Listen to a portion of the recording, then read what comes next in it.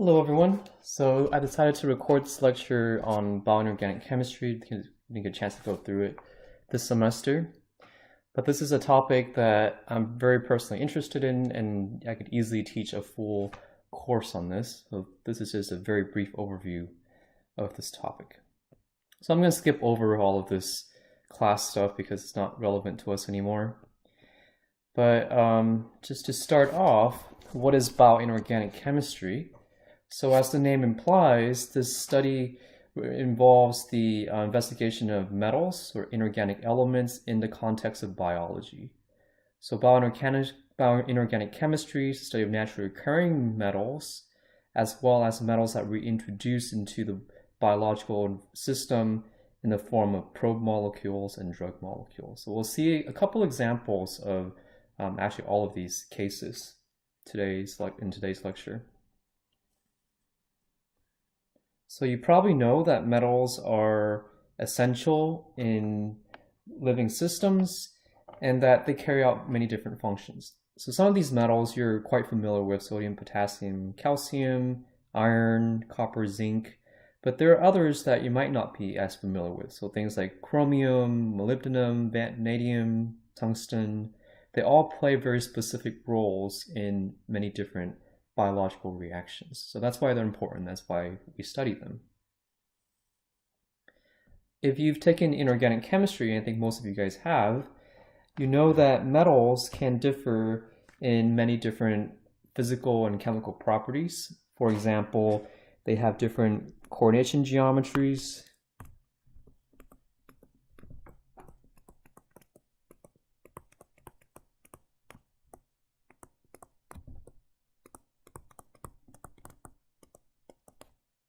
They have different oxidation states.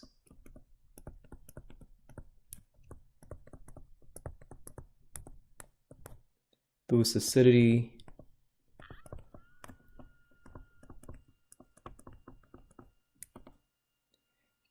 Kinetic lability of bound ligands.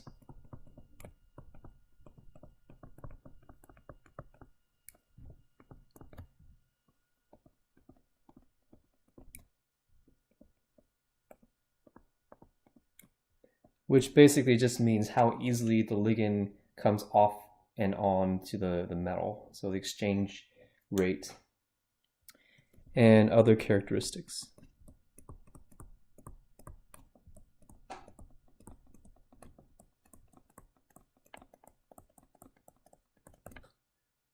Okay, so compared to organic elements like carbon, because metals have such different properties, they can be taken advantage in biology for catalyzing biological reactions.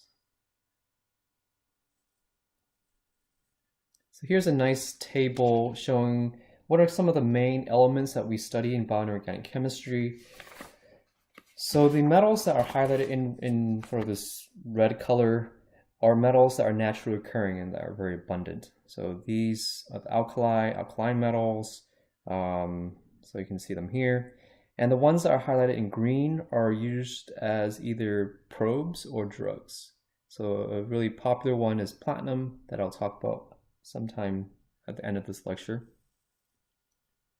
So this lecture is organized in terms of functions. So we'll go through different functions of metal-containing proteins and then giving some examples to kind of illustrate how they work.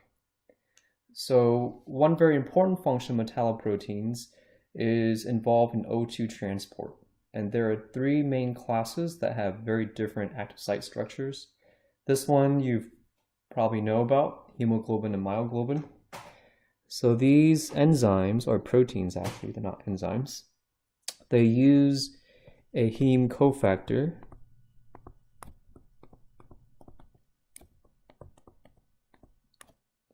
and are found in vertebrates. So lots of animals use this heme for respiration.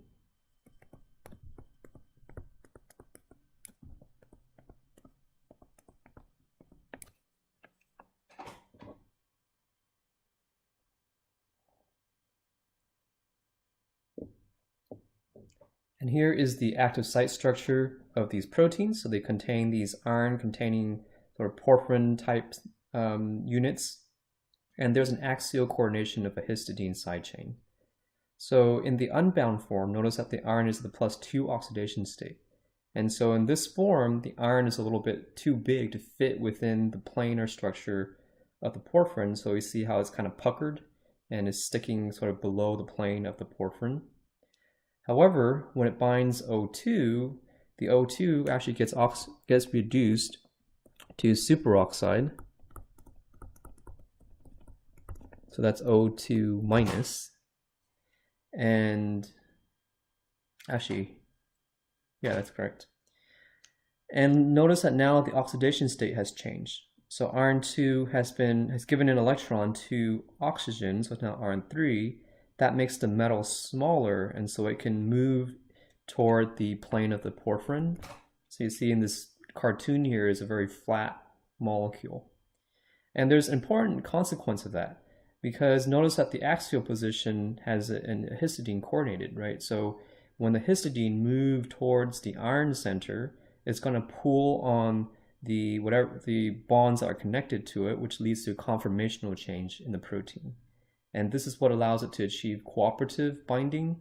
I didn't show the other subunits, but in hemoglobin, you have actually 4 of these units. So once one oxygen binds to one of the iron, it activates the other irons to bind oxygen with even higher affinity. So this is a really neat system where it shows this cooperative binding activation. So mammals use hemoglobin and myoglobin. Hemocyanin has a very different active site structure. It has a same function, right? It's used for transport dioxygen. But in this active site, it uses a dicopper center.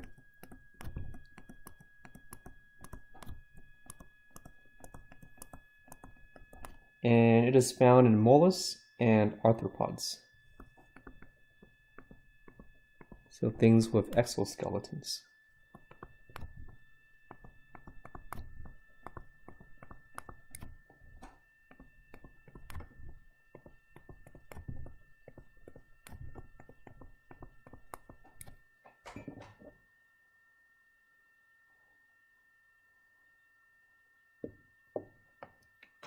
So this active site, it's very different from hemoglobin.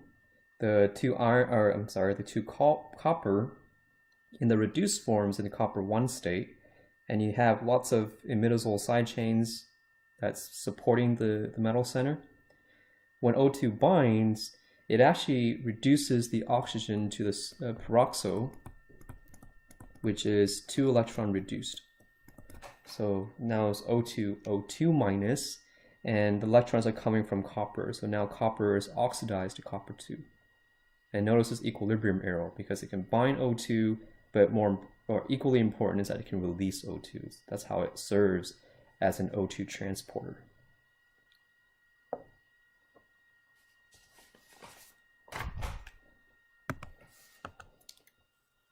And the last example, which we actually talked about earlier in the semester, is hemoerythrin. This one uses a diiron center.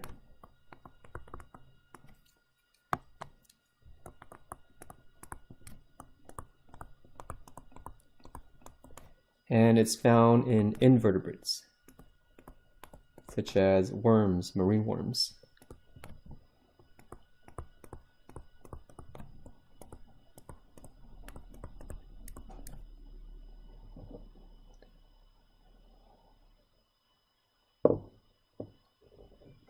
So structurally it looks a little bit like the hemocyanin active site, except that you have irons.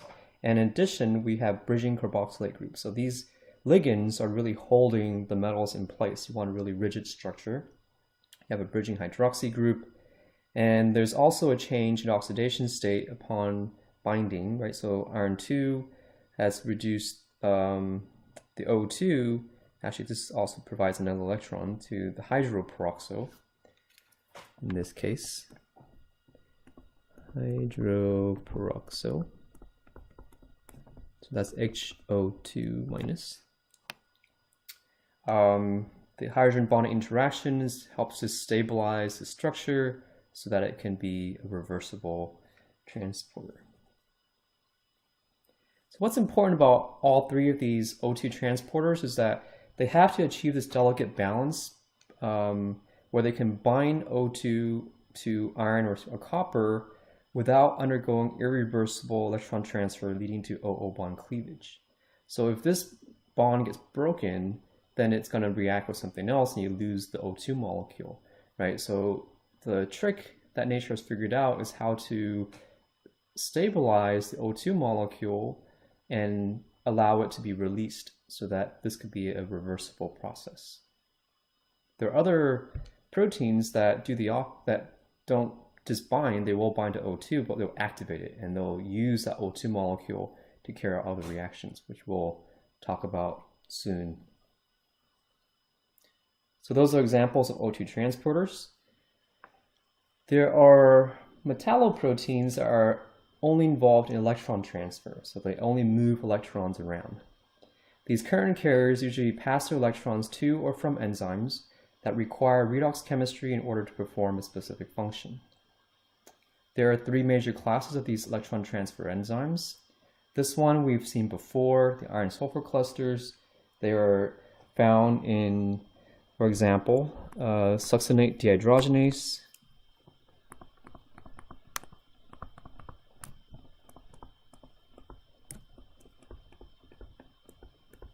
or aconitase. And these protein names probably sound familiar because they come from the TCA cycle. So this is a very important class of enzymes for a number of reasons. And there's a variety of different structures. You can have one that has a single iron site, so these are the monoiron, and the nomenclature is just based on how many sulfurs and how many irons. So this one would be like a 1 iron, 4 sulfur cluster. This would be a 2 iron, 2, 4, 6 sulfur, and so on. The second class are cytochromes. They can be further classified as type A, B, and C, and they differ in the heme group.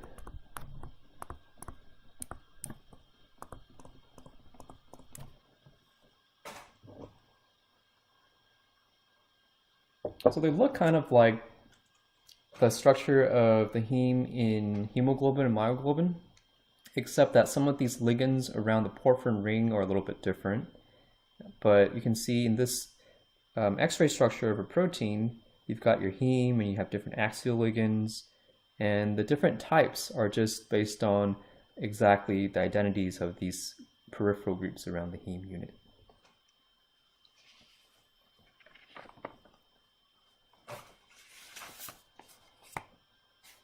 Metals are sometimes used to help stabilize protein structure, so they play a structural role. Metal binding can help stabilize protein folding.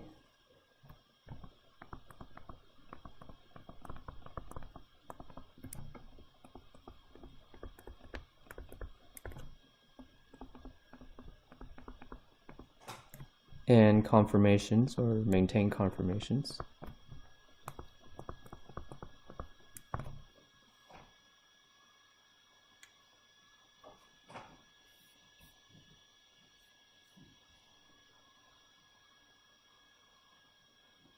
The most common metals that's used for structural functions is usually zinc 2+, and they're called zinc fingers. Zinc fingers were originally coined to describe the finger-like appearance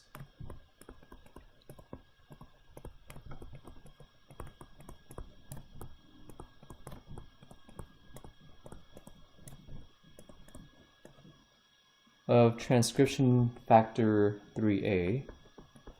That's when they were first observed.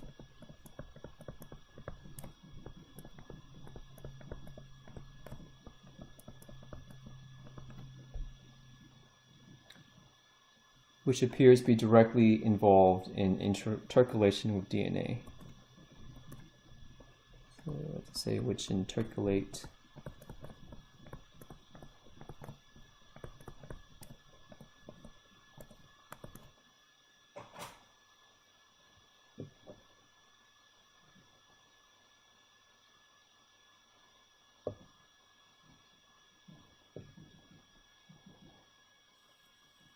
It's a really nice cartoon.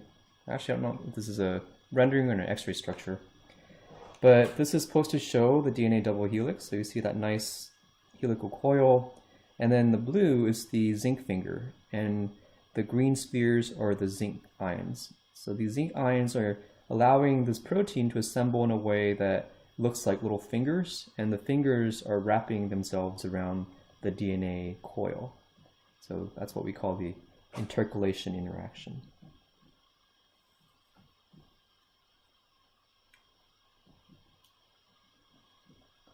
So if metals and proteins serve a catalytic function, we call those proteins metalloenzymes to indicate that they catalyze reaction processes.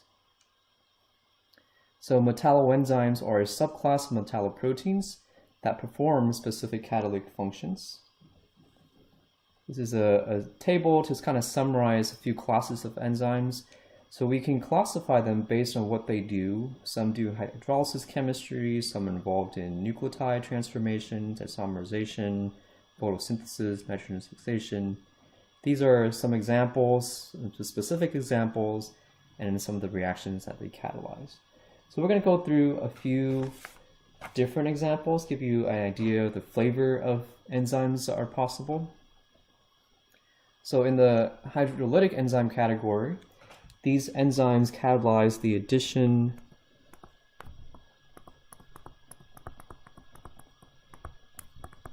or removal of water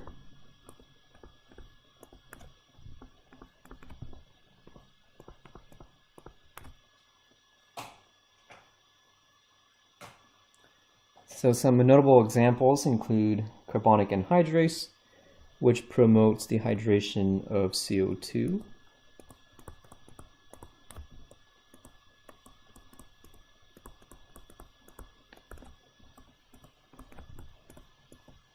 And that reaction is pretty simple. It's just CO2 plus water, and it makes carbonic acid, H2CO3.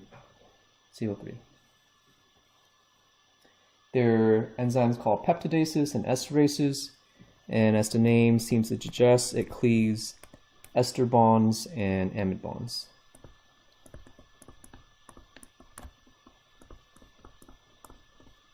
So these are hydrolytic enzymes, so that means they can take things like, or substrates that have an ester group, utilize the water to do a hydrolysis, which will lead you with the carboxylic acid and the alcohol.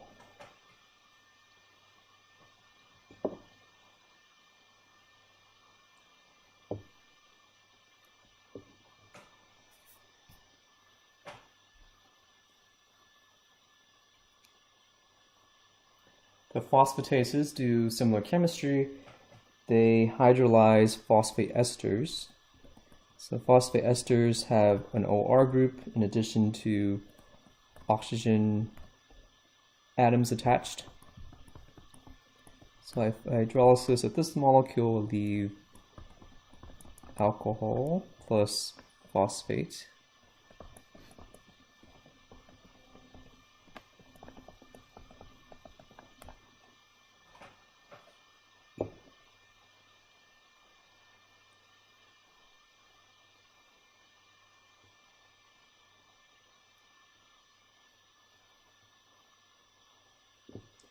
So many of these hydrolytic enzymes contain the zinc ion, zinc 2+, because coordination to the metal lowers the pKa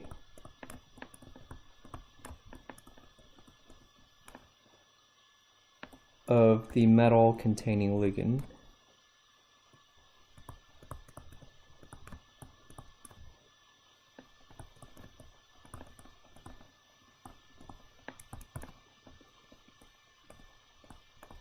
So for example, usually the pKa of an alcohol is like 16, but if you're able to bind the alcohol to a metal, this pKa is going to be lowered, right? Because it's stabilized, that resulting conjugate base, the O- will be stabilized by interaction with the metal, with the M+.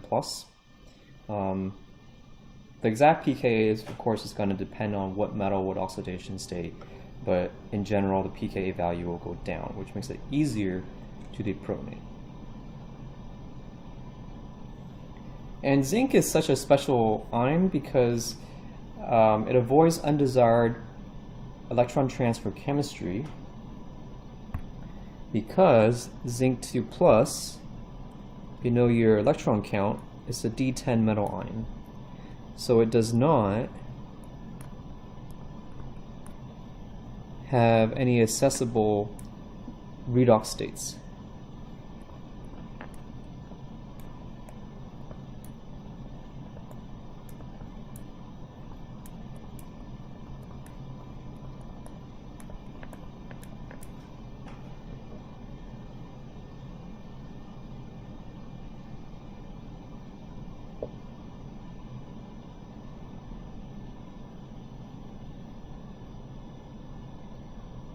Okay, so if you have a closed shell configuration ion, that means it doesn't want to gain electron or lose electron. So that means you usually see zinc as only a 2 plus and not zinc plus 1 or zinc plus 3, because that would not be a complete a closed shell configuration. However, this is not always true. There are some hydrolytic enzymes that utilize other metals that can be redox active. Manganese, nickel, and copper, they can cycle between these plus 2 oxidation state, or they can be reduced or oxidized. Magnesium 2 plus usually stays as magnesium 2 plus, also a closed shell ion, but there are many different examples of hydrolytic enzymes using the Lewis acidic properties of these metal ions.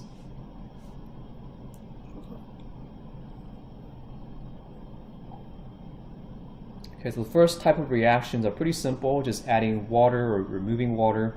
You could have reactions that involve 2 electron processes, so we're going to increase in complexity.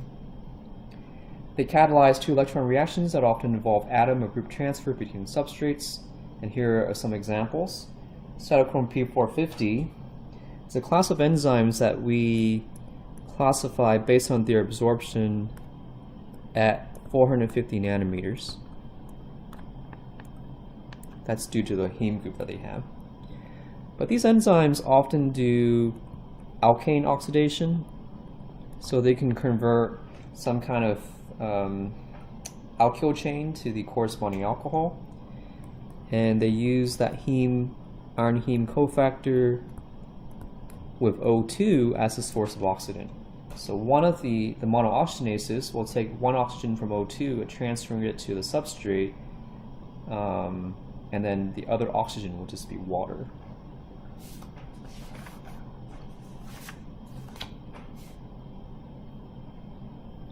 Another example is tyrosinase, and this enzyme controls the production of melanin. Melanin is a natural pigment found on our skin and in our hair, and it comes from polymerization of catechol. So this enzyme only is involved in forming the benzoquinone that goes on to make melanin, but it starts with copper 1, it binds O2, but instead of releasing O2 like the hemocyanin, it actually further coordinates to the tyrosine molecule, because you've got a nucleophilic group here that can bind to copper. And then in this very critical step here, the O2 molecule is broken and one of the oxygen atoms are transferred to this benzene molecule, so you end up with what we call the catechol molecule. That's a benzene with 2 OH or O minus groups.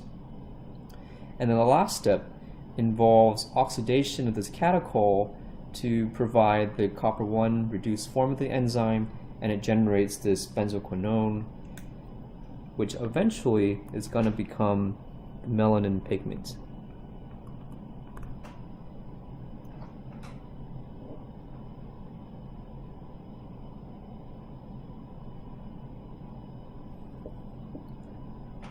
Another 2 electron reaction is catalyzed by sulfite oxidase. This is present in the mitochondria.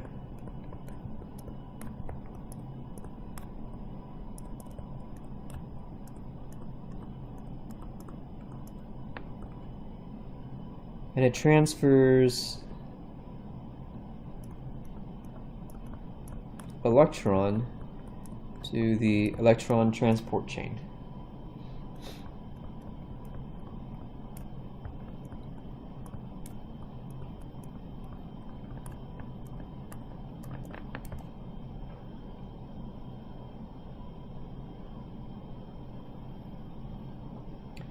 Guess I should probably squeeze in the reaction right here. So what this does is it takes the molecule sulfite, has this Lewis structure, and it converts it, it oxidizes the sulfite to sulfate. To balance, we have two protons and 2 electrons. But what's interesting and that we haven't seen yet is that this uses a molybdenum cofactor. So this molecule has this kind of really interesting looking ligand with 2 sulfur groups and a couple oxygen atoms. But this is the cofactor that's doing the oxidation. Basically, one of these oxygen atoms are being added over.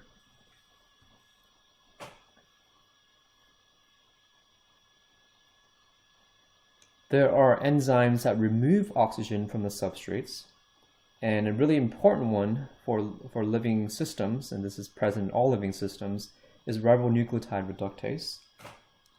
It is responsible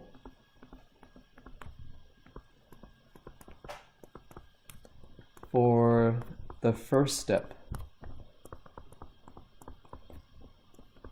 in DNA biosynthesis. Because all living things have DNA, this R&R enzyme is very essential. And the reaction it catalyzes, it's a very important one. So you probably remember the structure of the ribonucleotide. You got your sugar ring and your base and your phosphate group. And using a diiron cofactor, and O2, it is actually able to remove the OH group at the second carbon, okay, which is right here. So this is called the ribose.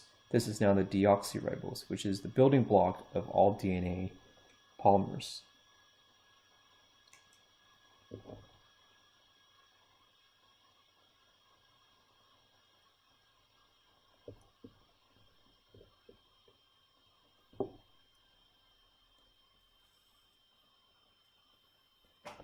Nitrite reductase catalyzes a key step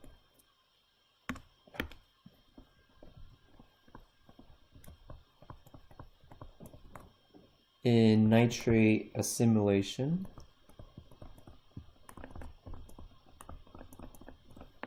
in green plants.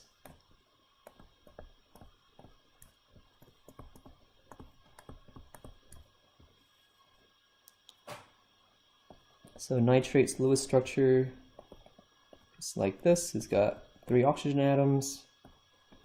It uses another molybdenum cofactor, except now it has 4 sulfur ligands. And it removes one of the oxygen atoms so that we convert this nitrate to nitrite.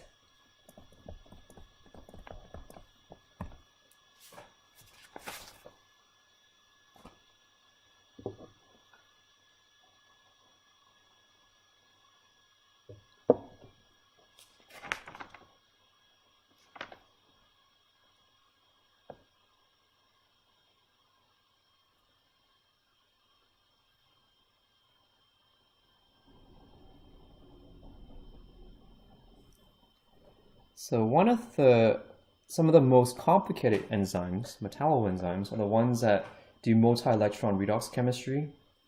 So these reactions involve 2 or 3 electron pairs. And in general,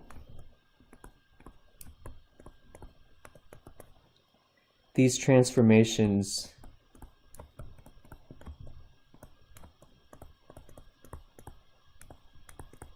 sorry, I gotta squeeze this in here, have not been duplicated in non-enzymatic chemistry.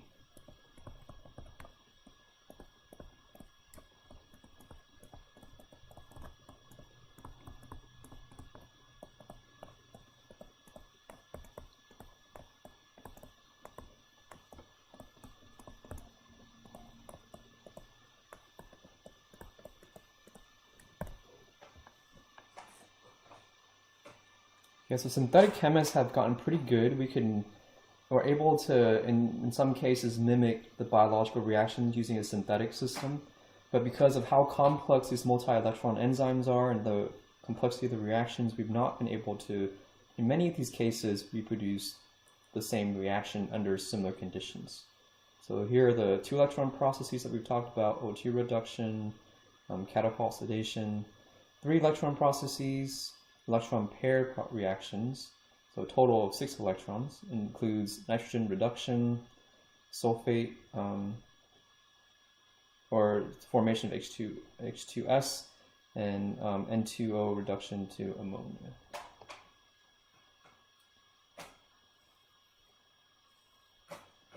One example is cytochrome oxidase.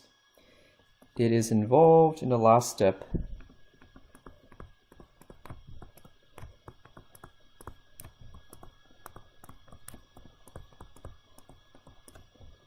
of the electron transfer process.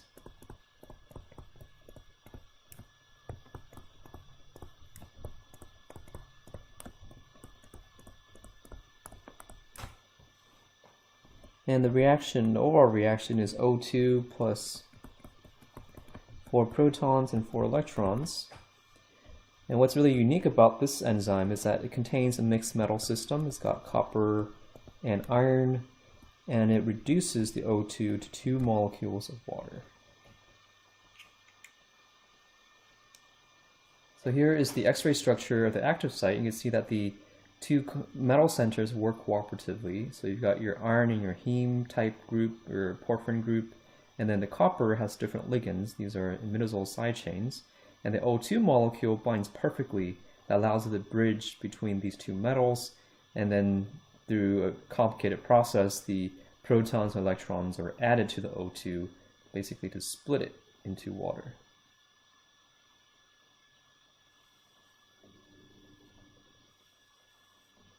There is a lot of interest in studying how photosynthesis work and to basically reproduce it in a synthetic system. So a lot of people are studying specifically this complex, the photosynthetic oxygen evolving complex. And what this complex, or this enzyme, does is it takes water using a very special 4-manganese calcium cluster, is able to produce oxygen, but what's important is that it generates electrons. And these electrons can be used further down for other further downstream for other processes. So this critical step is catalyzed by this cluster as shown down here. You've got sort of this cube-like structure with the calcium in the light blue here. Here's an actually easier depiction of that. So you've got this cube that includes manganese and oxygen ligands and the calcium, and also another manganese that's actually outside the cube. And that entire structure is supported by carboxylate residues in the protein. So super complicated. People are studying this system, but there are still a lot of questions about how it works, and trying to mimic that has been challenging.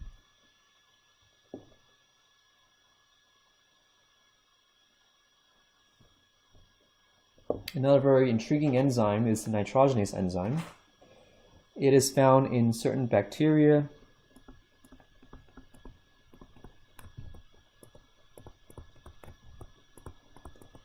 and in certain bacteria they're able to reduce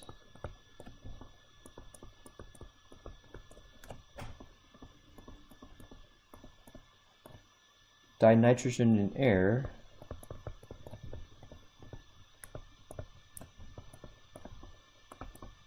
to ammonia. This is also called nitrogen fixation. So you read the literature, you might hear that term sometimes used. And this is such a challenging reaction because normally if you take N2 and try to directly reduce it to ammonia, the activation barrier for that reaction is extremely high. But nature, again, has been able to figure out how to get around this using a multi-step process. So exactly how that works is still very debatable. The active site of this enzyme is believed to contain this structure. So you've got molybdenum, you've got irons, you've got sulfurs. It took a long time for scientists to figure out what this middle atom is, but the current hypothesis is that it's a carbon, and this was established through a lot of really advanced spectroscopy work. And because it's so complex, the actual mechanism of how that works is still a mystery. But there have been two proposed pathways, either the alternating pathway up here or the distal pathway. So I'll just walk through this very quickly.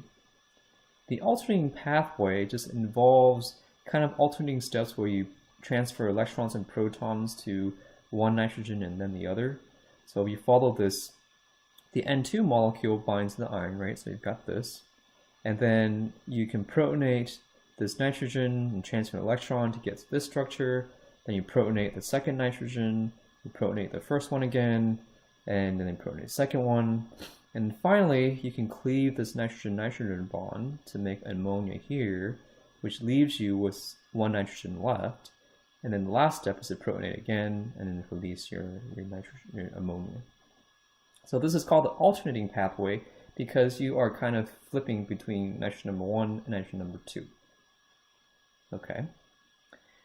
And in the alternative pathway, it's been proposed that maybe it just happens at this first nitrogen first to remove it as ammonia, and then you can protonate the second nitrogen. So if we walk through this scheme, the first step is the same, you still protonate that first nitrogen, but the second step, you protonate the same nitrogen one more time, and then now instead of NH2, you can protonate it to get NH3. That's going to leave you with the iron nitride, which could then be further protonated once, twice, and then the third time. So, you know, lots of different biochemists and synthetic chemists are studying this reaction at the moment, but those are the two prevailing mechanisms.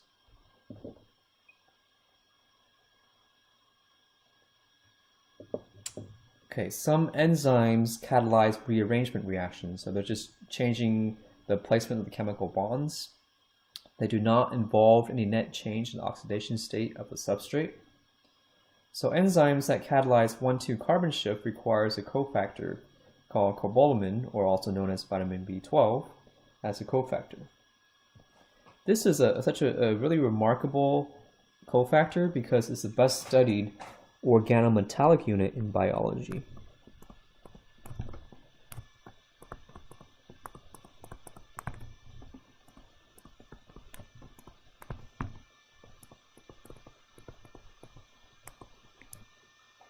If you're interested in organometallic chemistry, we have a graduate course here taught by Dr. Olaf Stargulis, but that's offered in the fall.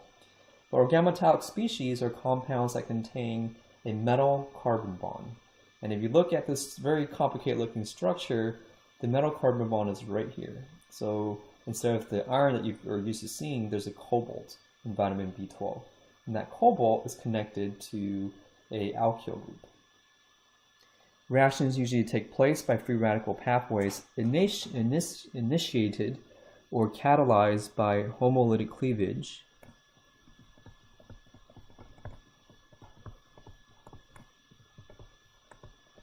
of the cobalt-oxygen bond. Okay, so what's proposed is that this bond right here homolytically cleaves.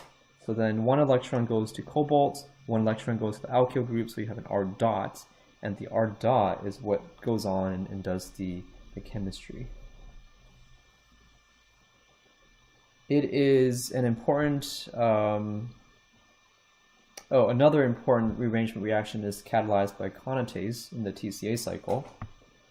In case you forgot what that reaction involves, is you take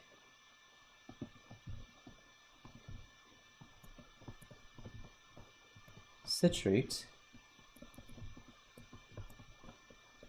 which is a symmetric structure, right? You've got two carboxylates, you've got the center carbon that has a third carboxylate with an OH. And a aconitase uses the iron 4 sulfur cluster, and it moves that OH group to this carbon.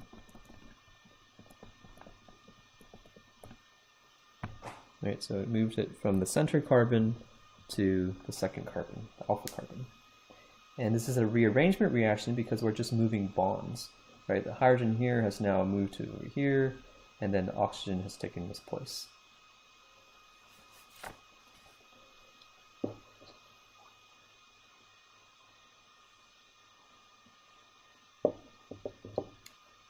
Okay, so why do enzymes that are involved in multi-electron processes require polynuclear metal clusters? So you've seen examples where you could just use one metal to catalyze reactions. So the question is, well, why has nature evolved to use this very complex multinuclear, polynuclear species? So let's look at what's these answer choices and pick the best one here. A, there are multiple sites for reaction to take place. That can be true, but often you want selectivity, so I would say that that's probably not the best answer. The large clusters make the protein active sites larger for better substrate access.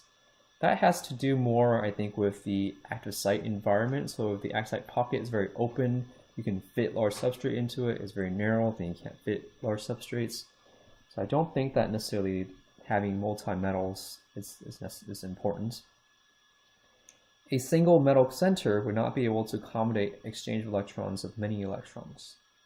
So I'd say that's probably a true statement, because with a single metal, you're restricted to the number of electrons on that metal, depending on what it is, right? So if it's iron, usually you can access iron 2, iron 3, iron 4. So maybe you can have up to 2 electrons, or possibly even more than that, but especially for these 6 electron reactions, right? A single metal is not going to be able to accomplish that. So I say that's a pretty good answer. Multi-metallic cofactors are more difficult to degrade. I don't know if that's true. I think a lot of monometallic cofactors are pretty stable in the biological environment. Some enzymes can be replaced with single metal cofactors, so polynuclear clusters are not absolutely necessary. To my knowledge, I don't think that this has ever been shown, where you can replace the cofactor from a polynuclear cluster with a single metal complex. So I'd say I'll probably put X through that one. So the best choice here is that multinuclear clusters are necessary because you can extract more than just a couple electrons from that cofactor.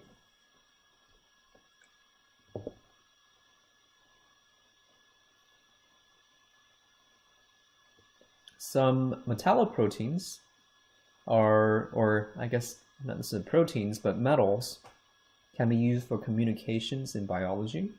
A really neat example is this magnetotactic bacteria.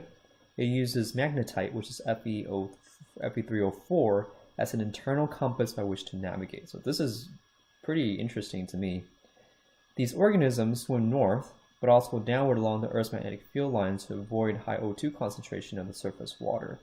And because O2 is actually toxic to these bacteria, they want to be able to avoid being exposed to O2. And I think this is a image of that bacteria, and you could see that in the internal space of the bacteria, you see these orange spheres, which I think is supposed to represent the magnetite. Magnetite is insoluble.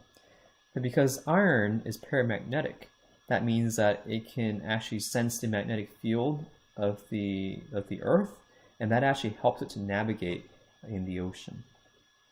So pretty cool, it's got an internal compass. Earth metal ions such as potassium, sodium, potassium, calcium are used in biology to trigger cellular processes. So for example, rapid influx of sodium across the cell membrane is observed in the firing of neurons.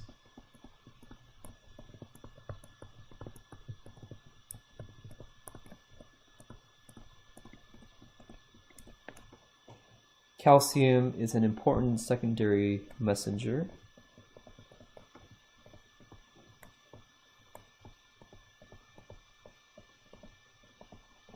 So that's why it's really important that we have a good balance of these metals, because if it's either deficient or if it's in excess, then you're going to be interfering with kind of these cell signaling processes. Some metals interact with nucleic acids, and we've already seen this in previous lecture. Non-specific interactions of potassium or of sodium and magnesium with nucleic acids shield the charged phosphates from one another. So you know that DNA, because it has phosphate groups on the nucleotides, it's actually a polyanion. And so by having a positively charged cation, you can actually have sort of this electrostatic interaction, and that helps to neutralize the anionic charges. So these ions actually stabilize this DNA structure. Telomere structures are characterized by non-Watson-Crick base pairing interactions and clustering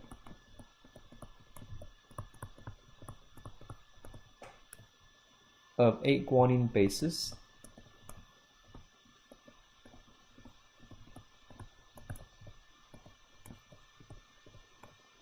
around the central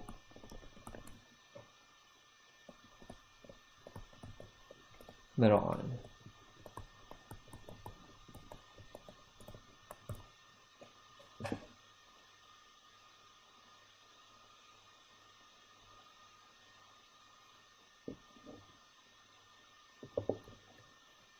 So you think of the metal here as kind of a template. So here's a nice depiction. We've got this potassium ion, and we've got this G quadruplex, and because of the Lewis acidic nature of this cation, the guanine nitrogens combine to the cation, and there are 8 of them that's interacting. So I think these 4 up here, and then the 4 on the bottom, so it fit perfectly to kind of template and to stabilize this G quadruplex.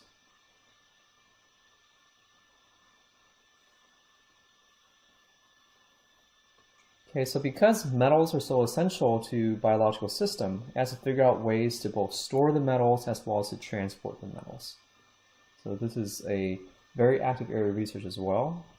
For example, with iron in bacteria, iron enters bacterial cells following chelation with low molecular weight compounds called siderophores that are excreted by the organism.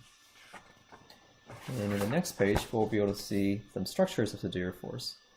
So chemically, they're very interesting molecules. They usually contain some kind of macrocycle, and then they have these side arms. And what's important about these side arms is that it's got these oxygen donors, and they serve as really great ligands.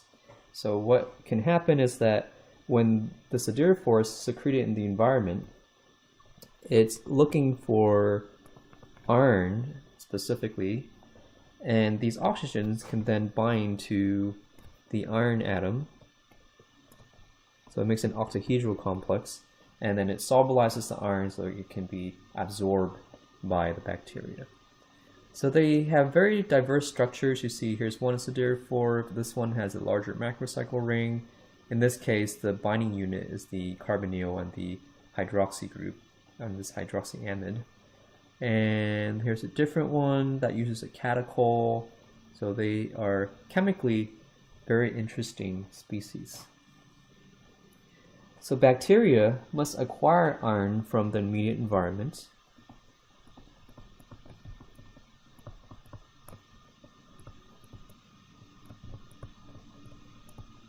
And this is challenging because naturally occurring iron sources are insoluble.